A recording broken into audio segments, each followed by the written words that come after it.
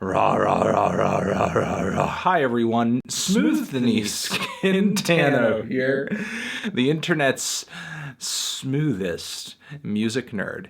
And it's time for a review of the new Colin Stetson album, All This I Do for Glory. Colin Stetson is a Montreal saxophone player who has guested on many an album that I've reviewed, but he also has plenty of solo material out there. Loved the New History Warfare Volume 2 record he dropped a while back, was sort of lukewarm on the third volume in that series. However, the collaborative album he dropped with Sarah Neufeld of Arcade Fire fame not too long ago, actually a pretty fantastic collaborative record, something I feel like I was looking for in Colin's music a little bit, just a little bit more instrumental accompaniment. You know, it was great on that record hearing Colin kind of tailor his style a little bit for another musician who he was working with for the entirety of an album. It would be fantastic to hear him bringing more collaborators onto a record and, sort of be the driving creative force of multiple musicians on a single album rather than just kind of, bringing on the occasional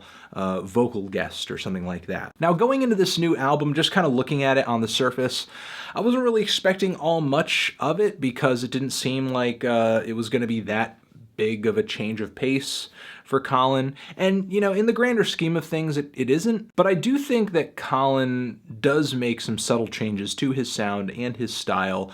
And because his sound is so minimalist, because his sound is so idiosyncratic, I feel like those alterations that he made are just enough to make this 44-minute album pretty intriguing. There's 6 tracks on this thing. The opening track, the title track, is based off of this very slow, lumbering sax phrase that is kind of guided by this very easygoing groove. It's kind of got this very patient kick, snap pattern to it, which if you're familiar with Colin's music, that in itself is kind of an odd thing because there's not usually any sort of percussion to speak of in Colin's music.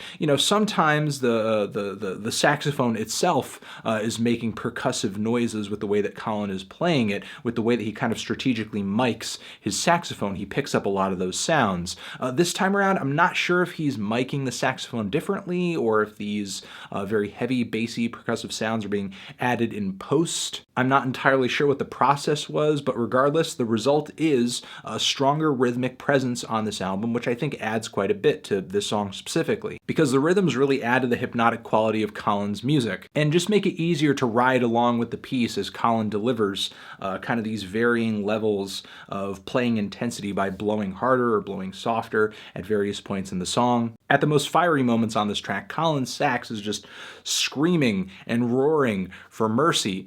And at a few points here, those phantom notes that Colin is known for kind of pulling out of his sax, they kind of seem even more ghostly. Like Wolves on the Fold also has kind of a percussive element to it, these very light, very tiny, tense pieces of tick, tick, tick, tick, tick. It almost sounds like sticks being hit together, which eventually gives way to these louder rhythmic shots, kind of like the side of a snare is being hit or something. Again, I'm not sure what's making it. It is very simple. I can't imagine that Colin would have brought on a drummer just to make this one percussive hit. Either way, it propels the sax piece quite a bit. I think it adds a lot for how little it really is. And for whatever reason, those phantom notes, those moans that Colin sort of pushes out of his saxophone as he's speeding through these runs and arpeggios sort of continually with this continuous breathing technique that he's perfected over the years, they sound particularly human at this point on the track, almost like I'm listening to another singer or something. Another track on here that stuck out for me, a track that I loved,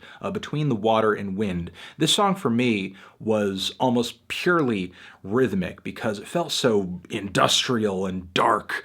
The tones on this track are so low and so deep and so guttural. And outside of these gurgling, monstrous tones that Colin is pulling out of his sax, nearly everything else I'm hearing sounds like some kind of metallic clang or bang or something. It's really just like a wall of polyrhythmic sounds just all layered on top of each other. It's real bustling. It's really overwhelming. There's so many thumping and clattering sounds on this track, I can't even begin to place it.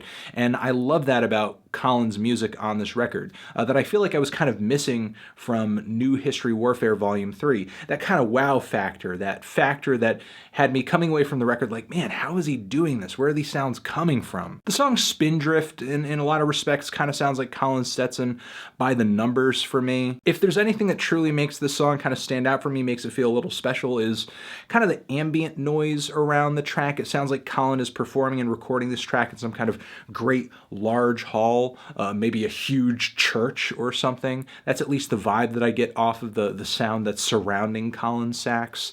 And I guess out of many of the pieces he's recorded that are this simple, this minimalist, and kind of take this compositional tone, this one is particularly bright and sort of heavenly, very blissful. The song In the Clinches is much shorter than I would have liked really any track on this album to be, but I guess it makes up for its lack of length with the fact that it really just flies out of the gate with a lot of aggression, a lot of loud and just off-the-wall sounds. And the multi-phase closing track is easily one of the best tracks I've heard Colin record in years. I love the quietly tense intro. It just feels like something huge is about to happen.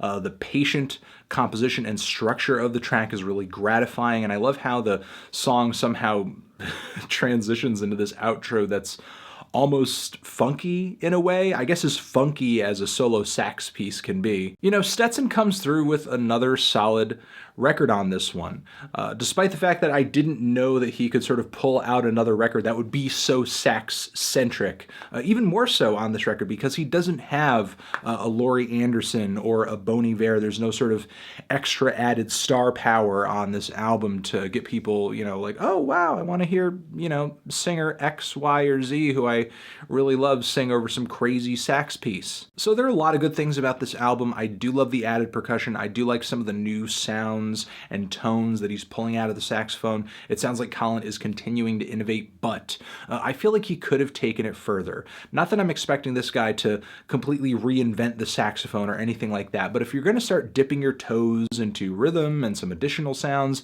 why not just, you know, bring on a band, bring on some other musicians, and just do it bigger. In that sense, I think the album could have been more adventurous, could have been more radical, but certainly what Colin has delivered over here is far from being a disappointment. I'm feeling a decent to strong 7 on this record. Transition.